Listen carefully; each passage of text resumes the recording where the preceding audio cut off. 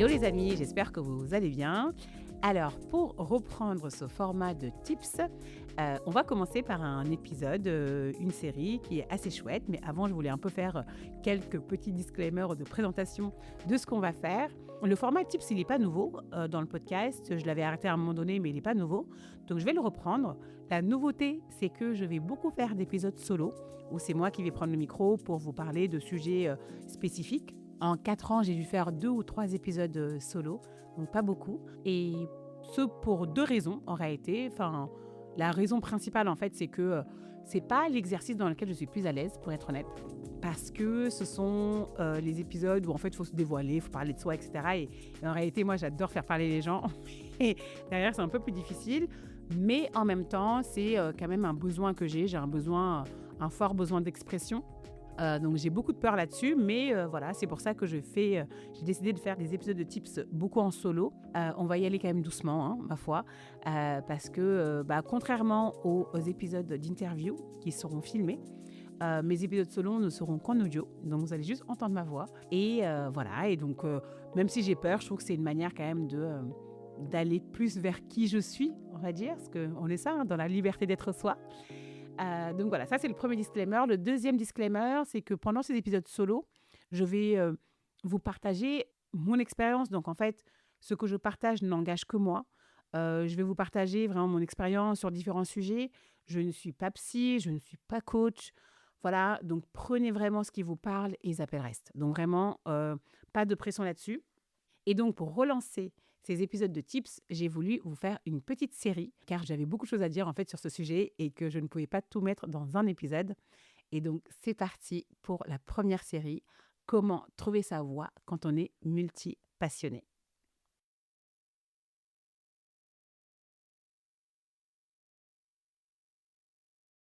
Alors, si vous êtes ici, si vous écoutez cet épisode, c'est probablement parce que vous vous êtes déjà senti à l'étroit dans une case. Vous avez certainement beaucoup de passion, d'idées, vous êtes très curieux ou curieuse, et pourtant, on vous a souvent répété « tu dois choisir, tu t'éparpilles ou tu ne seras jamais crédible si tu touches à tout ».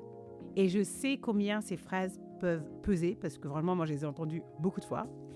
Et malheureusement, à force de nous répéter qu'on doit choisir, qu'on s'éparpille, qu'on n'est pas crédible, fatalement, on finit par douter. Et on se pose la question, en fait, est-ce que c'est pas nous le problème, nous-mêmes? Je vais vous rassurer tout de suite, hein, non, ce n'est pas vous le problème, vous n'êtes pas instable, vous êtes juste multipassionné, tout simplement. Et c'est pour ça que j'avais envie de faire cette série spécialement sur ça. Dans ce premier épisode, on va voir justement est-ce que le fait d'être multipassionné est une force ou tout simplement une malédiction.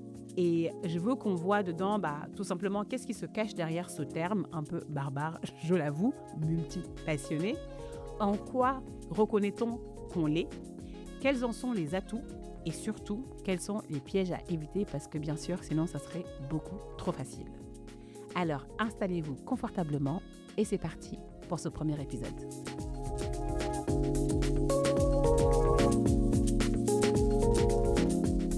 Je pense que vous connaissez tous cet adage « choisir, c'est renoncer ». Personnellement, c'est la phrase qui m'a toujours saoulée, pour être honnête, pour parler vraiment cru, parce que je n'ai jamais su choisir. Quand j'étais au lycée même, j'étais bonne à l'école. Comme je ne savais pas ce que je voulais choisir, je me suis dit, je vais faire une prépa et je vais aller en école de commerce. Comme ça, là-bas, je n'ai pas à choisir. J'arrive en école, j'ai tout fait pour ne pas choisir de spécialisation. Parce que quand on cherche un job en école, il y a toujours le fameux triptyque marketing, conseil, finance.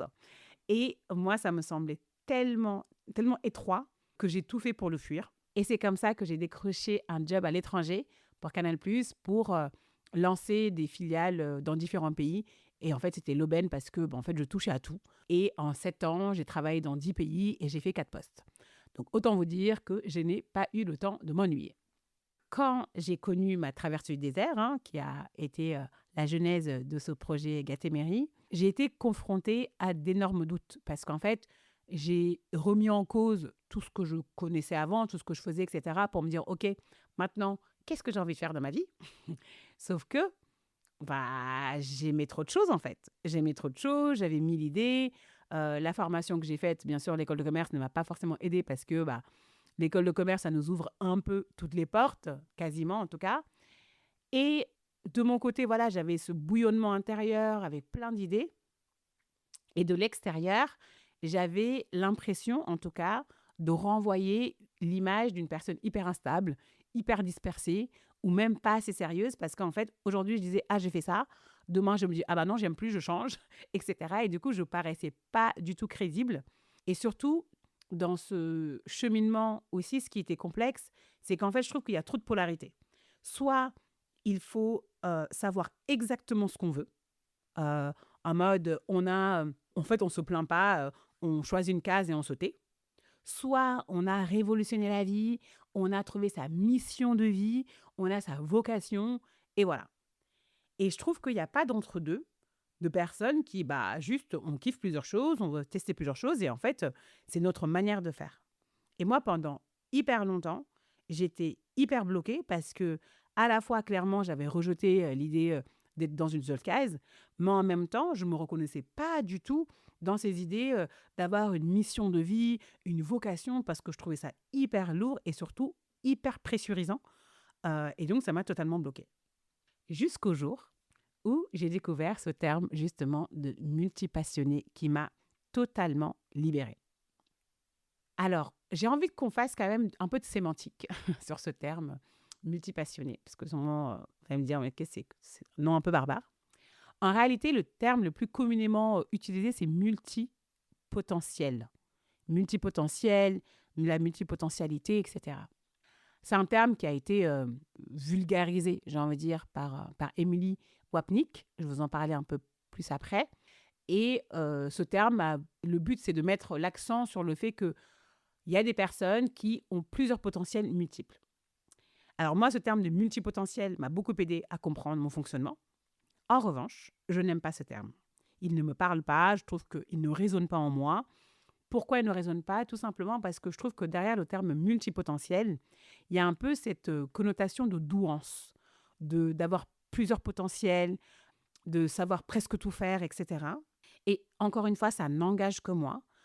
Je trouve que c'est pas forcément humble en fait.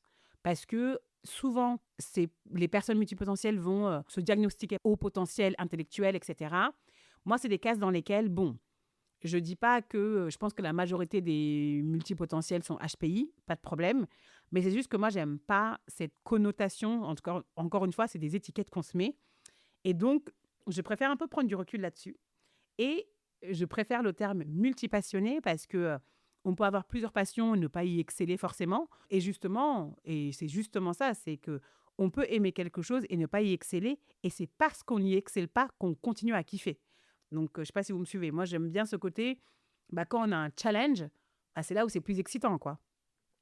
Et donc, personnellement, je préfère le terme multipassionné, que je trouve beaucoup plus humble et beaucoup plus, en tout cas, qui me parle le plus. Donc, je vais utiliser ce terme tout au long de quand on va parler, en fait, et pas le terme multipotentiel. Alors, comme je le disais tout à l'heure, ce terme a été vulgarisé par Emily Wapnick, qui est une autrice canadienne, il me semble. Elle a fait une conférence TEDx. Elle explique ce concept. Je pourrais vous mettre d'ailleurs le lien de ce TEDx en description de cet épisode. Je crois que le titre du TEDx, c'est Why Some of Us Don't Have One True Calling. Pourquoi certains d'entre nous n'ont pas de vraie vocation, quoi. Et elle explique justement qu'il existe des personnes qui n'ont pas une seule vocation, mais plusieurs.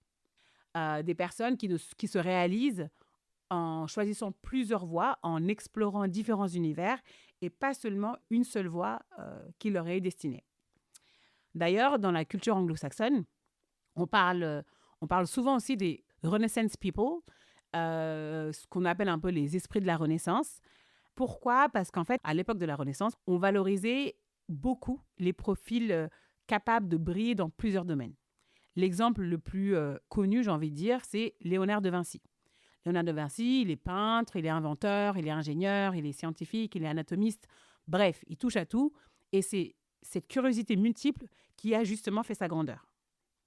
Et en fait, il y a plein d'autres personnes multipotentielles qu'on connaît. Enfin, je parle de Léonard de Vinci. On peut aussi penser à Benjamin Franklin, qui est écrivain, inventeur, diplomate, scientifique, etc. Et bien sûr, moi, une personne que j'admire et qui est une inspiration folle pour moi, c'est Maya Angelou. J'aimerais dire que je l'adore, mais on n'adore que Dieu, pour ceux qui ont la ref. Maya Angelou est une multi-passionnée, mais à 1000%, quoi. Elle est poétesse, chanteuse, actrice, militante, enfin, elle est écrivaine aussi, poétesse, oui, mais écrivaine aussi. Et en fait, Maya Angelou, c'est voilà, une personne qui a plusieurs vies et qui les vit jusqu'au bout, quoi. Et en fait, ce que montrent ces figures, c'est justement que le fait d'être multi-passionné, ça a toujours existé. C'est pas une nouvelle tendance d'aujourd'hui, de la génération Z ou whatever. C'est vraiment quelque chose qui a toujours existé. Et c'est juste en fait qu'on n'a pas. Parfois, on se le dit pas, quoi, tout simplement. Mais c'est quelque chose qui a toujours existé. Et donc là, vous allez me demander, OK, mais super, ça me parle, tout ça. Mais comment est-ce que je sais si je suis multi-passionnée? Alors là, je vais vous partager un peu, c'est un peu random, hein. Enfin, c'est pas random, mais c'est pas dans l'ordre en tout cas, 10 signes qui montrent que vous êtes multipassionné. Si vous reconnaissez dans plusieurs d'entre eux, c'est que clairement, vous êtes multipassionné. Alors déjà, si vous avez constamment de nouvelles idées, si vous n'arrêtez pas d'avoir des idées, un jour vous avez un projet d'écrivain, demain vous voulez lancer une activité, un food truck, bref, vous avez toujours de nouvelles idées, votre créativité elle est toujours en mouvement, c'est potentiellement, vous êtes multi-passionné. Si vous n'arrivez jamais à choisir une seule voie, vous vous intéressez à plusieurs domaines, mais impossible de tenir à un seul. Choisir un chemin, c'est comme abandonner une part de vous. Vous voyez ce que je veux dire? Si vous êtes dans ces cas-là, ça peut être un petit signe. Si vous vous ennuyez dès que quelque chose devient trop répétitif, si vous adorez la nouveauté et que vous vous lancez toujours dans de nouveaux projets, mais dès que quelque chose devient trop routinier, vous ressentez le besoin de passer à autre chose, watch out, you may be multi-passionné. Si vous avez plusieurs projets en parallèle, si vous jonglez entre plusieurs projets différents et que vous avez plein de choses sur le feu, mais que parfois, ça aussi il faut le dire, on va en revenir tout à l'heure, vous vous sentez un peu dispersé, c'est un signe des multipassionnés. Cinquième, si vous ne savez jamais vraiment comment vous définir, ce fameux quand on vous demande qu'est-ce que vous faites dans la vie et là vous êtes un peu, vous bégayez, vous êtes en mode ah bah du coup je fais ça, puis après je fais ça, mais non en fait, bref, je suis juste ça. Vous connaissez ce type de présentation. Et bah ça, clairement un signe que il y a de fortes chances que vous soyez multipassionné. Euh, Si vous ressentez parfois la peur de ne pas être prise au sérieux. Vous vous inquiétez sur ce que les autres pensent de vous euh, parce que bah, tout simplement, vous ne savez pas ce que vous voulez ou vous n'êtes pas assez spécialisé, entre guillemets, vous n'êtes pas assez expert, vous voyez. Parce qu'en fait, on est quand même dans une société qui valorise l'expertise. Donc, si vous vous dites, bah, en fait, non, mais je ne suis pas encore assez expert, c'est quelque chose d'ailleurs que j'entends beaucoup quand je fais des échanges avec certains d'entre vous. C'est, non, mais pour l'instant, je ne suis pas assez légitime pour aller faire ça. Souvent, c'est parce que vous êtes multipassionné. Si vous êtes facilement inspiré par tout ce qui vous entoure, vous aimez bien, vous êtes inspiré par tout, quoi. Vous allez lire un article, vous allez parler avec une personne, vous allez aller à un musée, vous allez... Enfin, toutes les idées que vous engrangez, en fait, ça vous donne de nouvelles idées encore pour faire de nouveaux projets. Si parfois vous vous sentez perdu ou éparpillé, vous avez l'impression de vouloir tout faire à la fois, mais vous ne savez pas par où commencer et où vous manquez de direction, ça peut être aussi un signe. Si vous voulez toujours pouvoir explorer plusieurs domaines, c'est-à-dire que l'idée de devoir vous limiter à un seul métier vous donne l'impression de manquer de quelque chose, vous voulez toucher plusieurs choses à la fois, bah, maybe you are. Et last but not least, si vous ne vous êtes jamais retrouvé dans les parcours linéaires classiques, c'est-à-dire que le parcours traditionnel avec les études, une seule voie, une carrière toute tracée ne vous a jamais semblé correspondre à ce que vous étiez, et je pense que si c'était le cas, vous n'écouterez pas ce podcast, et bah, vous êtes aussi un multi ou une multi-passionnée. Alors, est-ce que vous êtes reconnu au moins dans 5 de ces affirmations? Si c'est le cas, vous êtes clairement multipassionné et donc bienvenue dans ma team. Il y a des choses assez cool, mais il y a des choses aussi pas cool dans, dans ce profil de multipassionné. Et c'est ce qu'on va voir là tout de suite, justement, de savoir en fait, ok, c'est cool, mais du coup, on en fait quoi? À quoi ça sert? Est-ce que ça peut m'aider? Du coup, la suite, c'est de comprendre en fait quelles sont les forces des multipassionnés et aussi les défis. Et ce qui va nous permettre, en fait, dans les prochains épisodes, de cranter un peu plus et de savoir, du coup, comment on fait concrètement pour trouver sa voie. Parce que là, l'idée de ce premier épisode, c'est vraiment de poser les bases et qu'on s'entende bien sur le sujet sur lequel nous sommes en train de discuter. On va commencer, bien sûr, de manière positive. On va commencer par les forces des multipassionnés. Alors, en réalité, les multipassionnés, on a pas mal de forces, sans prétention aucune. La première, c'est l'adaptabilité. Je pense qu'on est des personnes qui apprenons très vite, on s'ajuste vite et on entre rapidement dans un nouveau domaine. Et cette adaptabilité, en tout cas personnellement, moi je peux l'expliquer par le fait que personnellement, j'ai toujours navigué dans différents mondes. Petite, j'ai toujours parlé plusieurs langues, etc. Et en fait, ce shift de langue, de choses, d'environnement que j'ai depuis petite et adulte aussi, bah, ça permet en fait de créer une très grande adaptabilité. Et d'ailleurs, c'est marrant, c'est quelque chose dont parlait bien, elle l'articulait bien, c'était Mei Hua dans l'épisode 15, je pense, du podcast. Je vous mettrai en tout cas le lien de l'épisode où elle parlait vraiment de ça, de cette adaptabilité qu'elle avait. Du coup, elle parle parfois d'une suradaptabilité. Et du coup, ça, c'est aussi un défaut des multipassionnés. Et donc, ça, c'est vraiment une des premières forces, c'est l'adaptabilité. Facile, on arrive à shifter très rapidement. La deuxième force, c'est la créativité. La créativité parce que les profils multipotentiels souvent arrivent à relier des idées de différents environnements, de différents mondes, et ça donne des solutions assez originales. Ça permet vraiment de connect the dots, pour faire un jeu de mots avec mon agence que j'ai montée avec Jennifer. C'est vraiment ça, c'est vraiment de pouvoir cranter sur plusieurs choses qu'on a vues parce qu'on a un peu une longueur d'avance, quoi. Troisième force des multipassionnés, c'est le fait d'avoir une vision globale. Et ça, c'est ce que permet aussi la créativité. Mais en fait, cette vision globale, c'est le fait qu'on peut faire un pas de côté, on voit ce que les autres ne voient pas et on voit des liens invisibles aux yeux de personnes qui sont enfermées dans leur domaine. Ils sont hyper étriqués, du coup, ils ne voient pas. Mais du coup, nous, quand on vient avec cette vision hyper 360, ça permet d'avoir une approche beaucoup plus holistique, je dirais. Je sais que, par exemple, nous, dans notre agence de dot, c'est souvent d'ailleurs ce qu'on nous dit, c'est que on arrive, on est une boîte de conseil, mais une boîte de conseil qui a une fraîcheur, un pragmatisme, une vision, on voit les choses différemment. Et je suis persuadée que c'est parce que déjà, on vient pas du tout du conseil, on parle de sujets business, on vient du business, un peu RH, on vient pas du tout des RH. Et en fait, c'est parce que on applique des méthodes de business, de marketing pour Jennifer, etc., qu'on a vu avant, sur un autre domaine qui nous permet d'avoir une vision un peu plus globale. La dernière grande force des multipassionnés, c'est la résilience. En fait, la résilience parce que sont des personnes qui testent, échouent, recommencent, changent d'environnement, de peau, de domaine différemment. Et en fait, c'est des personnes qui savent rebondir, vraiment rebondir. Et ça, franchement, moi, c'est quelque chose que j'ai remarqué, c'est que personnellement, j'ai pas la fascination de la cible, quoi.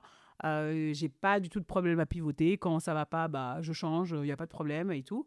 D'ailleurs, je me rends compte, mais ma première idée de quand je me suis lancée en entrepreneur, j'avais conceptualisé un parcours de formation pour les leaders en entreprise. Personne ne m'a acheté ma formation. C'est pas grave, j'ai pivoté.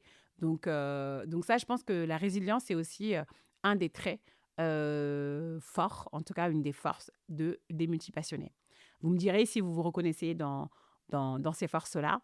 Et le corollaire, du coup, c'est que s'il y a des forces, il y a aussi des défis, n'est-ce pas?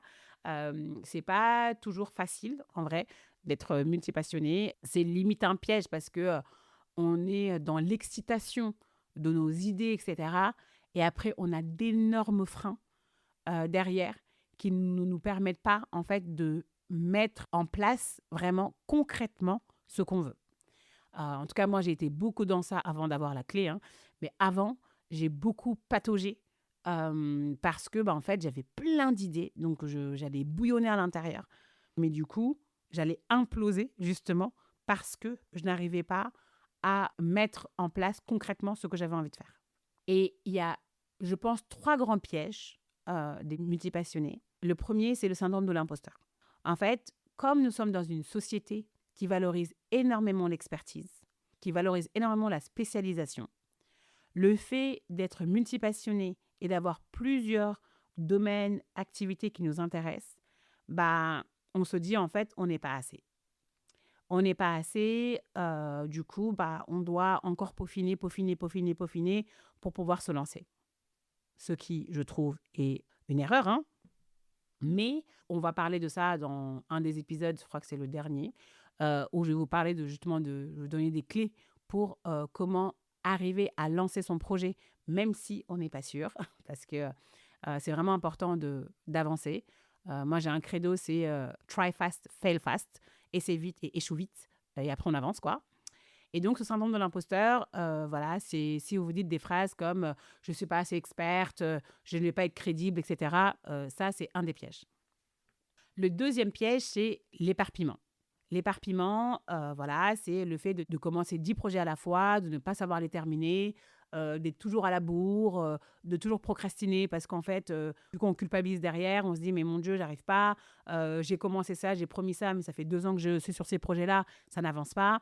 Et en fait, le fait de s'éparpiller, ça pompe l'énergie en fait. Ça pompe énormément l'énergie.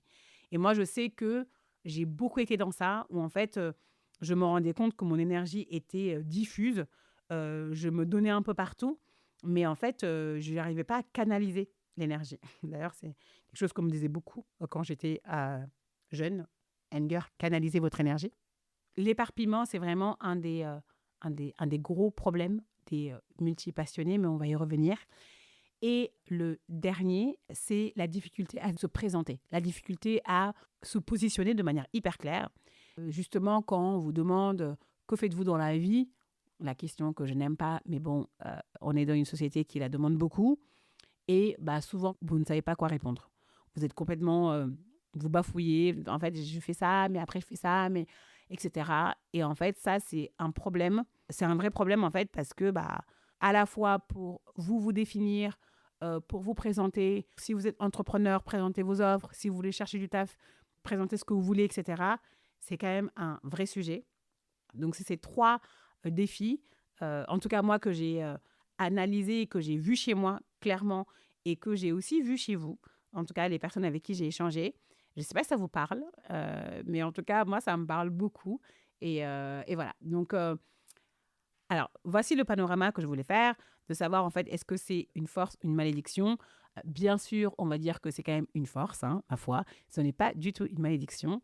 Mais comme tout super pouvoir ou comme toute force, en fait, il faut apprendre à l'utiliser. Et ce que je veux que vous reteniez aujourd'hui, en tout cas de ce premier épisode de cette série de 4 épisodes, c'est que vous n'êtes pas instable en fait. Ne vous inquiétez pas, tout va bien.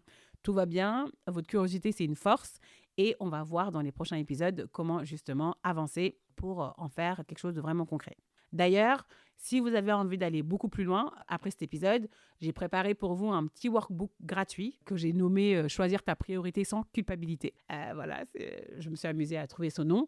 En fait, c'est un guide pas à pas qui va vous aider à faire un choix clair parmi toutes vos idées ou vos projets sans peur de renoncer. Parce que vous le savez, hein, choisir, c'est préférer, hein, c'est pas renoncer. Et donc, le but, c'est que vous ne voyez pas le choix comme un abandon, mais le choix comme une action pour avancer. Et donc, vous pouvez télécharger ce guide gratuitement. Vous trouverez le lien en description de l'épisode. Et nous, on se retrouve dans 2 semaines pour le prochain épisode où nous verrons comment trouver sa voie sans se sentir enfermé dans une case. Alors, je vous dis à très vite pour le prochain épisode où on va explorer comment trouver sa voie sans se sentir enfermé dans une case. Je vous embrasse, à très vite.